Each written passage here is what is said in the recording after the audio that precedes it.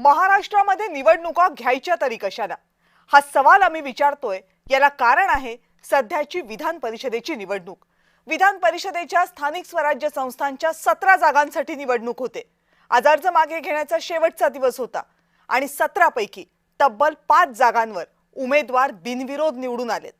यातली सगळ्यात महत्त्वाची बाब म्हणजे बिनविरोध निवडून आलेले 5ही उमेदवार सत्ताधारी पक्षाचे आहेत, महायुतीचे आहेत।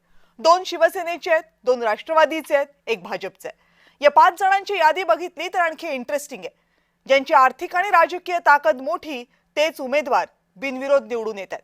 राष्ट्रवादी काँग्रेसचे खासदार सुनील तटकरे यांचा मुलगा बिनविरोध, माजी खासदार संजय काकडेंचा मुलगा विक्रम काकडे बिनविरोध। या दोनही मुलांनी आपापल्या आयुष्यामध्ये कधीही स्थानिक स्वराज्य संस्थांमध्ये काम केलं नसेल, पण स्थानिक स्वराज्य संस्थेच्या मतदारसंघामधून ते आमदार मात्र होत आहेत। का?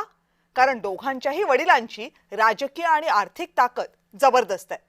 वर्ध्यामधून बिनविरोध निवड झालेले भाजपचे अरुण लखानी हे शरद पवार यांच्या कन्या सुप्रिया सुळेंचे होणारे व्याही। इथंही राजकीय आणि आर्थिक ताकदीचा मुद्दा गैरलागू नाहीये। ठाण्यामध्ये शिवसेनेचे रवींद्र पाठक आणि यवतमाळमधून शिवसेनेचे दुष्यंत चतुर्वेदी बिनविरोध, दोघेही माजी आमदार आहेत। स्थानिक स्वराज्य संस्थांच्या निवडणुका नुकत्याच झाल्या, तिथे कित्येक सदस्य बिनविरोध निवडून आले होते। आता त्याच स्थानिक स्वराज्य संस्थांच्या विधान परिषद जागांची पुन्हा 30 तऱ्हा। स्थानिक स्वराज्य संस्थांच्या मतदारसंघांचं संख्याबळ बघितलं तर महाविकास आघाडीसाठी कोणतीही जागा जिंकणं सहज शक्य नाहीये। पण याचा अर्थ असा नाहीये की त्यांनी निवडणूक लढायचीच नाही। पक्षाचे एबी फॉर्म भरून उमेदवार रिंगणात उतरतात आणि मग अर्ज मागे घेऊन पक्षाला तोंडघशी पाडतात। त्यासाठी पडद्यामागे काय काय घडतं ते कधीच समोर येत नाही।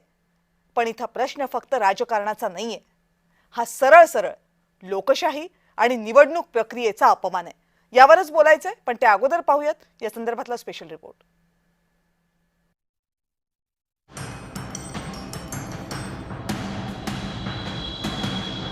राजकारणात अनेक गोष्टी सोयीनं केल्या जातात। विधान परिषदेच्या जागा वाटपावरून सध्या प्रचंड काथ्याकूट झालं। शिवसेनेचे अब्दुल सत्तार नाराज झाले। रायगडमध्ये शिवसेना आमदार महेंद्र दळवी मुलीच्या उमेदवारीवरून अडून बसले।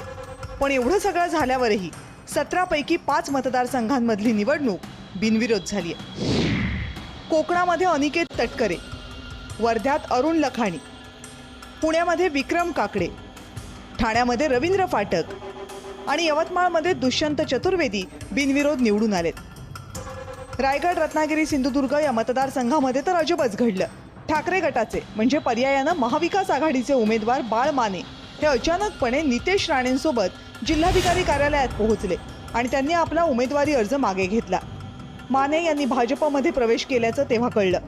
पुण्यामध्ये तर राष्ट्रवादी काँग्रेस, शरदचंद्र पवार गट आणि काँग्रेसमध्ये चांगलंच वाजले, कारण पवारांच्या पक्षानं काँग्रेसकडून जागा मागून घेतली आणि ऐनवेळी उमेदवार श्रीकांत पाटील यांना अर्ज मागे घेण्याचे आदेश दिले। ज्या ठिकाणी आम्ही लढून काँग्रेस भाजपच्या विरोधात लढते हा संदेश मतदारांना देणार होती, पण दुर्दैवाने राष्ट्रवादी काँग्रेस पार्टी जागेचा फॉर्म भरला आणि आज तो अखेरीस माघारी सुद्धा घेतला। हा आमचा एक विश्वासघात आहे। या ठिकाणी काँग्रेस पक्षाचा विश्वासघात झाला अशा प्रकारची या ठिकाणी आमची समजूत आहे। इथून पुढच्या काळामध्ये काँग्रेस आपल्या स्वबळावर लढण्याचा नारा निश्चित घेईल। राज्याचे महसूल मंत्री आणि प्रदेश भाजपचे वरिष्ठ नेते चंद्रशेखर बावनकुळे यांनी तर या बिनविरोध निवडणुकीमागे अजबच तर्क सांगितलाय।